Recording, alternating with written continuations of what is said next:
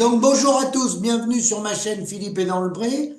Ce soir, j'accueille Alice qui va nous parler un projet encore agricole industriel en Bretagne. Donc je donne la parole à Alice qui va se présenter. Bonsoir, bonsoir Philippe et bonsoir aux auditeurs. Alors, je suis retraitée dans une petite commune de 2300 habitants. Cette commune est au sud-est de Rennes. Et donc, un projet, donc cette commune est très impactée sur le plan agricole. Il doit y avoir que deux fermes bio et autrement, c'est des fermes qui font de la culture pour les méthanisateurs, bon, Les méthaniseurs, c'est quelle les commune dans le 35? C'est quelle commune? Martigné-Ferchaud. Ah oui, c'est Martigné-Ferchaud. Martigné-Ferchaud sur l'axe donc Rennes-Angers. Voilà. Euh, ben écoutez, j'ai eu vent de ce projet, d'un projet donc vraiment euh, démentiel qui menace l'environnement, puisque c'est un projet de poulailler industriel de 40 000 poules et poules qui seront enfermées complètement, sans voir le jour naturel.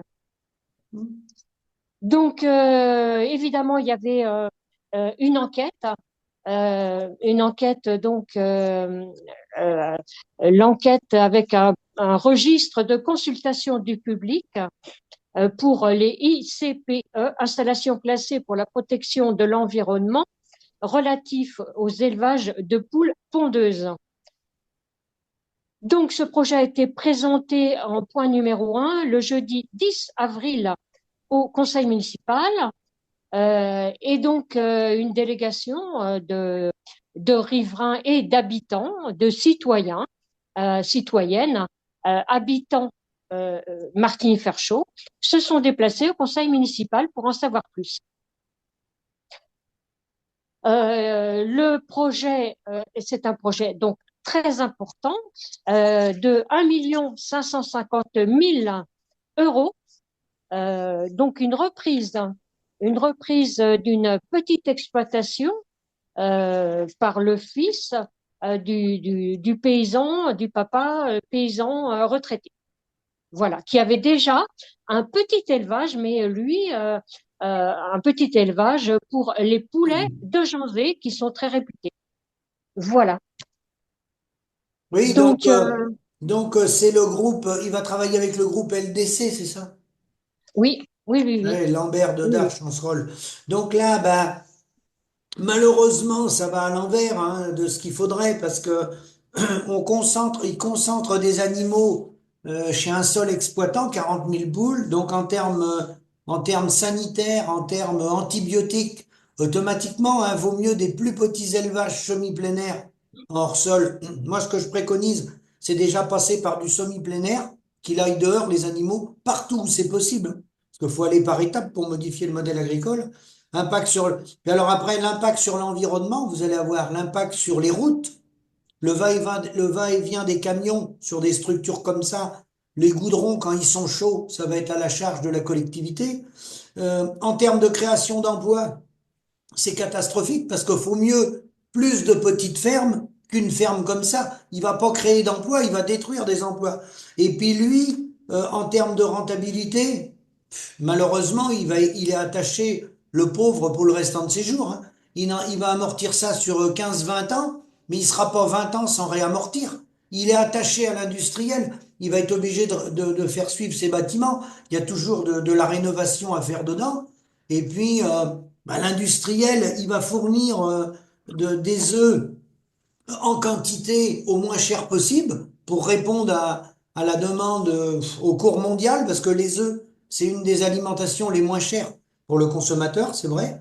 Et donc, bah, il va être endetté, et malheureusement, c'est le groupe LDC qui va gagner de l'argent, et puis le consommateur de l'autre bout, bah, il va payer un prix, et lui, bah, il va travailler, travailler, travailler. Mais bon, malheureusement, c'est dommage que les gens aient pas compris, parce que là, on va à contre-courant. Je suis bien d'accord avec vous. Ça détruit, alors ça va détruire l'environnement. Surtout, il faut savoir que les épandages d'eau sont prévus euh, à 214 mètres du bâtiment. Alors, à 214 mètres du bâtiment projeté se trouve le Semnon, un cours d'eau très important, Ah oui, et le courant d'eau se trouve à 220 mètres de l'élevage. à 220 mètres, 214 mètres du bâtiment de l'élevage et à 127 mètres de la parcelle d'épandage. Donc, forcément, les eaux euh, de lavage contiendront des détergents, forcément. Tout ce qui est ruissellement, les eaux contiendront également tout ce qui est des antibiotiques, forcément. Un nombre aussi important de poules, ça demande forcément des traitements, Ah puisque oui. c'est tellement confiné que c'est pas possible de ne pas les soigner aux antibiotiques. D'autre part, il est prévu quand même un congélateur pour les animaux morts, hein, forcément. Donc, et puis en termes d'environnement, les émissions dans l'air, le bruit, les vibrations, le trafic routier, c'est 4 poids lourds par semaine pour aller récupérer les œufs et également pour la nourriture. Mais les camions qui emmènent, les gros poids lourds qui emmènent la nourriture, sont obligés d'être ventilés, d'où un bruit très important. C'est prévu 91 décibels pour la livraison de l'alimentation et le remplissage du silo. Imaginez les gens qui se trouvent à 200 mètres. Il y a un couple qui se trouve, qui évidemment n'était pas au courant, se trouve à 200 mètres, sa petite maison se trouve à 200 mètres. Eh ben, bonjour l'été, bonjour les camions, bonjour toutes les nuisances sonores, olfactives, et j'en passe et des meilleurs. La destruction, évidemment, de la petite route départementale, euh, qui aura forcément des trous, enfin, etc. C'est catastrophique quand on pense qu'on peut, on peut éviter ce genre de gros élevage industriel. Ben, la concentration de ces élevages-là, ça rapporte à l'industriel. Ça permet de optimiser un ramassage dans un endroit donné. Si on garde ce que moi je préconise des fermes familiales, des fermes plus petites, avec des élevages semi-plein air, que ce soit voilà, en poule ou en canard ou en poulet, automatiquement l'industriel, il va avoir plus de frais de logistique parce qu'il y aura plus de transport. Ça sera des petits élevages. Il n'y aura pas des concentrations importantes. Il y aura moins de besoin de zones d'épandage. Parce que ça peut être que des bâtiments, un seul bâtiment, un petit bâtiment. Alors que là, en concentrant tout dans un endroit, quand ils vont livrer les aliments, ils font des économies. Ils vident le camion, la SMI, de 25 tonnes. Quand ils viennent chercher les animaux, les œufs ou les poulets, là c'est les œufs, ils font une semis. Ils font tout dans un endroit. Donc en fait, tout est rationalisé. On est comme de l'industrie lourde, là. On est comme de l'industrie lourde. Quand Gerald Ford aux États-Unis, il avait automatisé les chaînes, et ben là, ça y est, maintenant les animaux, on est dans l'automatisation. Et alors, ce qui est grave en plus, c'est que ces projets-là, ils tiennent, enfin, ils rapportent pas beaucoup à l'agriculteur, mais ils arrivent encore à se construire parce qu'ils sont financés par les impôts des Français. Ils sont subventionnés. C'est subventionné, ces élevages-là. Tout est subventionné. Donc, tout est faussé en termes de prix. C'est les gens qui payent. Bah, nous, hein, les gens de Martigny-Ferchaud, par leurs impôts, ils vont en payer une partie de l'élevage. Et en plus de ça, l'impact de la concentration des élevages comme ça sur le milieu, c'est-à-dire quand il y a des pollutions des eaux et tout, c'est encore nous qui payons. Parce que le coût agricole, la fourchette basse, c'est 55 milliards d'euros que ça coûte à la nation chaque année. les traitements de l'eau liés à l'agriculture. Je parle pas de l'industrie, que l'agriculture. C'est minimum 55 milliards, il y en a qui disent c'est 80. Mais même si on prend 55. Donc, on a tout faux sur toute la ligne, mais c'est la finance qui a pris le dessus. Ouais. Et puis, il faut savoir que les œufs en bout de course, c'est l'humain qui va les manger. C'est Donc, l'humain qui va les consommer. Donc, l'humain qui peut être aussi bien des enfants, puisque ces œufs serviront très certainement pour des biscuiteries industrielles. oui. Donc, ils achètent forcément des œufs à bas coût, qui sont bourrés d'antibiotiques. Enfin, c'est complètement, ça tombe, c'est monstrueux, c'est monstrueux.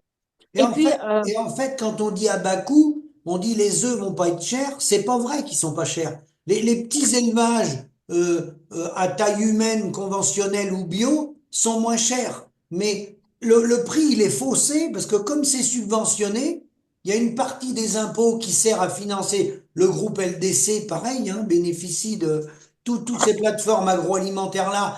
Elles ont des subventions. Donc en fait, le prix de l'offre, on le connaît pas réellement. Si on voulait remettre les impôts et toutes les aides qu'ils ont, en fait, tout est faussé, mais c'est décidé par les gouvernements, hein, que ce soit Macron ou les autres, et la FNSEA, bien sûr, hein, parce que LDC, c'est en lien direct avec la FNSEA. Hein.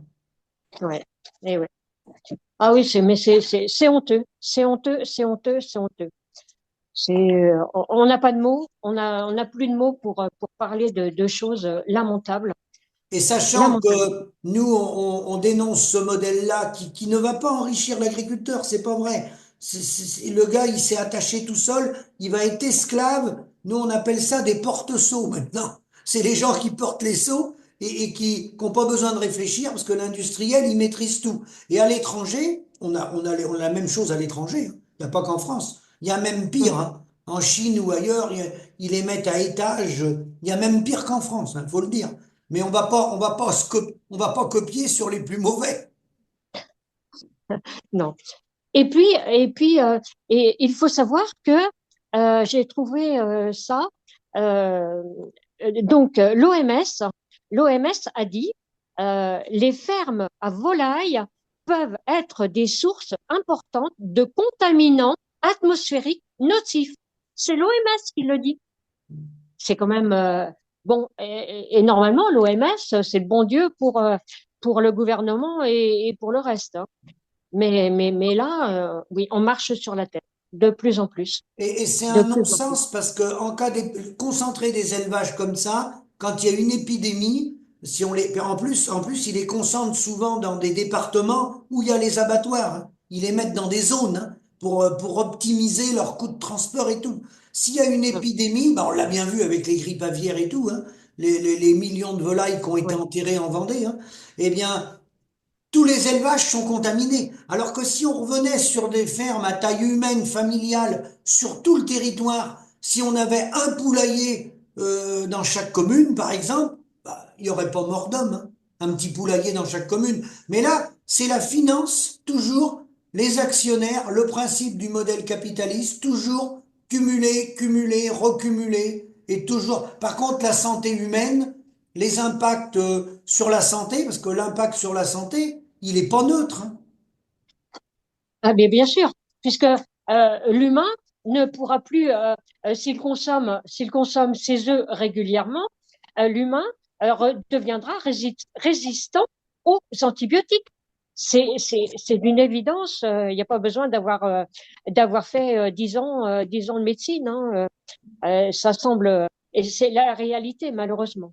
Et ben Moi, là, sur le modèle agricole tel qu'il est financé, lui, il est en plein dedans. Hein. Il est subventionné, hein, de toute façon. C'est le salaire médian, c'est 2200 euros par 53 millions d'adultes, le coût du financement du modèle agricole. Et encore, je prends les fourchettes basses, hein, c'est sans doute plus que ça. Et l'impact sur la santé, j'ai trouvé, c'est 1200 euros par 53 millions d'adultes que ça coûte chaque année. Donc quand on voit tous ces milliards qui sont balancés et qu'il n'y a pas un ministre de l'Agriculture, personne qui dit stop à ce modèle, en plus qui détruit les paysans se suicident, les paysans gagnent pas d'argent, on pourrait recréer de l'emploi, on a du chômage, et on prend un modèle, on est en train d'industrialiser comme si qu'on fabriquait des usines de chaussures. Non mais on est complètement fou là. Ouais, c'est vraiment hors sol. On détruit, en plus, on détruit l'environnement, on pollue l'atmosphère, on pollue le cours d'eau, les cours d'eau à côté. Et après, ces petits cours d'eau vont alimenter des sources. Les sources, il y aura une source de captage pas très très loin. Eh ben, elle va se retrouver tous ces antibiotiques, ces détergents même malgré les usines de traitement des eaux, vont se retrouver malgré tout dans l'eau potable du robinet. C'est monstrueux, c'est Ben, on voit lamentable. bien qu'on est dans le mauvais chemin parce qu'il y a 6 tentatives de suicide par jour, plus de 2 paysans par jour qui se donnent la mort. Le nombre d'agriculteurs, ben, on disparaît d'année en année, hein. Ça crée pas d'emploi, hein. Et ils continuent dans ce modèle-là à grossir les élevages. Donc, ils continuent un modèle où si on remonte 10 ans, 20 ans en arrière, il suffit de regarder les chiffres. On perd toute notre agriculture, on perd toute notre souveraineté et tout, et ils continuent à remonter des gros élevages. Alors là, moi, je comprends pas. Non, bah, moi non plus, et énormément de personnes s'élèvent. Alors, j'ai trouvé aussi en Sarthe, dans le 72, là, une petite commune à Dunaud, Duneau, Dunaud. Il y a également un élevage de 40 000 poules, mais là, elles sont un peu mieux traitées, puisqu'elles auront le droit de sortir. Bon, mais à part ça, c'est encore de l'industrialisation plus. Alors, Alors, pour se maquiller, c'est des modèles ultra subventionnés. Le bâtiment est subventionné. Il y a des aides un peu pour tout, pour que le projet il oui, arrive à passer, hein.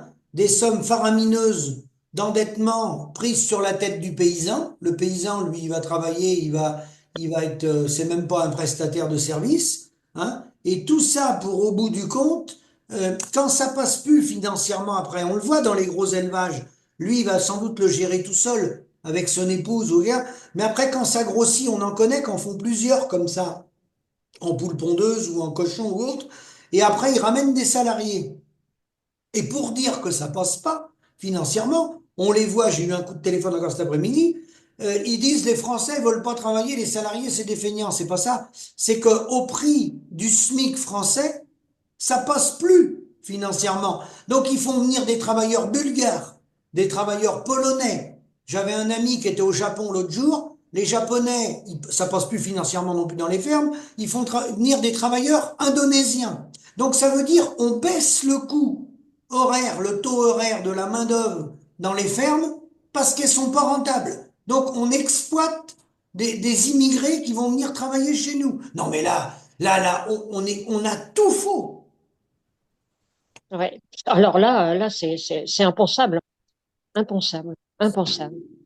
Donc, Moi, oui, je voudrais vas-y. surtout, excusez-moi, je voudrais surtout que s'il y a d'autres projets comme ça dans d'autres têtes de paysans qui réfléchissent bien à toutes les conséquences économiques pour eux et pour leur santé surtout, la santé de leurs proches, la santé de leurs enfants, c'est quelque chose qui doit leur tenir à cœur. C'est absolument anormal. Je ne pense pas que à l'Élysée ou au Sénat, le président du Sénat mange des œufs classe 3. Hein. J'en doute. Hein. Euh, Et alors, ce qu'il faut savoir, c'est que le bâtiment, bon, si l'exploitant, il tient 20 ans, 25 ans, 30 ans, son bâtiment, il vaut zéro. Un bâtiment qui est dans une ferme comme ça, c'est la rentabilité de l'entreprise. Ça vaut zéro. Si pour une raison quelconque, qu'il arrête au bout de 10 ans. Mettons, il arrête au bout de 10 ans. Il dit, je change de métier, je revends mon bâtiment, ma ferme. Il pourra rien vendre du tout. Le contrat, il est à LDC. C'est ouais, LDC qui va tout à installer fait. une nouvelle personne là-dedans, Mm. qui va mettre un prix inférieur, parce qu'il y aura déjà une partie du bâtiment de payer. Bon. Mais en fait, l'agriculteur, il est esclave de ce modèle-là. C'est ça que je comprends pas. C'est que les gens, ils s'attachent à des modèles super endettés. En plus, ils maîtrisent rien du tout. Parce que les contrats, C'est LDC qui maîtrise le contrat. S'il y a des hauts et des bas, c'est sur le producteur qui va baisser, hein. Et lui, il pourra rien faire parce qu'il peut pas vendre, il peut pas vendre à d'autres. Il est attaché à Ouais. l'industriel. Moi, je comprends pas ça. Ouais. Comme vous dites, c'est de l'esclavage. Bien C'est sûr, c'est du l'esclavage. l'esclavage. Normalement, tout chef d'entreprise, hein, il doit faire un business model. Et on doit regarder les leviers d'interaction qu'on a pour faire tourner notre entreprise. Là, déjà, les leviers d'interaction, ils sont très simples. Il peut rien faire. Il a qu'un acheteur. Il est attaché à l'acheteur. C'est lui qui gère les vides sanitaires, les importations des volailles, les exportations, le prix des volailles, les aliments. Les aliments, il est obligé de prendre des aliments qu'il va lui recommander. Donc, enfin, je veux dire, c'est inimaginable qu'en 2025, des jeunes n'aient pas plus de réflexion que ça et s'attachent dans des modèles comme ça. Incroyable. Et oui. Donc, surtout, enfin, euh, moi, le but de mon intervention, c'est surtout de faire réfléchir les jeunes et les moins jeunes qui veulent Oui. s'installer pour faire avec des idées. Je suis le plus gros, j'ai le plus gros bâtiment, voilà, c'est moi. En fait, en fait, comme vous dites, ils ont tout faux, mais qui réfléchissent, qui réfléchissent. Ah non. Normalement, Normalement, quand on s'installe dans des projets comme ça, c'est avec du vivant, hein. Il faut travailler tous les jours, hein. Normalement, il faut l'assurance l'homme clé. L'assurance l'homme clé, faut cotiser environ 6 000 € par an à une compagnie d'assurance. L'assurance l'homme clé, c'est pour se faire remplacer quand le patron, le chef, l'exploitant ou l'exploitante, hein, des travailleurs indépendants, un exploitant fait à peu près 70 heures semaine, hein. Donc, il faut deux équivalents temps plein. Pour mettre deux équivalents temps plein, si on est en arrêt maladie, si on est opéré, si on se casse une jambe, si, ouais, bref, Oui, il oui. faut deux salariés pour remplacer un exploitant. Eh ben, je suis sûr que c'est pas dans le projet. C'est pas prévu. Il n'y a rien de prévu. C'est de l'esclavage. De l'esclavage. Et oui. Donc sur, Mais oui. Donc sur ce, Alice, le mot de la fin. Donc on va faire circuler la vidéo et informer les gens qu'il y a mieux à faire que ça, que ces projets-là. Il existe les projets alimentaires territoriaux aujourd'hui où on essaye avec les élus de consommer bio et local, avec des petits élevages, les AMAP, les AMAP un peu plus gros que les AMAP. oui, Bon, bah là, il est inutile de dire que si le local, c'est un élevage de 40 000 poules, bah là, on n'a plus rien compris, là. On tourne à l'envers des aiguilles d'une montre, là. déjà au niveau commercial, la commune de Martilly-et-Ferchaud, il n'y a plus qu'une boulangerie. Il n'y a plus qu'une boulangerie. Tout le reste, tous les petits artisans, moi que j'ai connus, le boucher, le charcutier, eh ben il y a plus. Hein, il y avait plusieurs boulangers, il y en a plus qu'une boulangerie. Et puis c'est tout. Il n'y a plus rien. Il n'y a 62 plus rien. 62% des communes sur le territoire n'ont plus de commerce. Et là, avec des élevages comme ça, ils vont détruire les paysans. Et finir de détruire les paysans, il va y avoir quelques paysans, un de temps en temps par commune, qui en fait n'est même plus c'est plus un patron. Il est commandité par LDC, hein. Donc ça va être le petit chien du groupe LDC.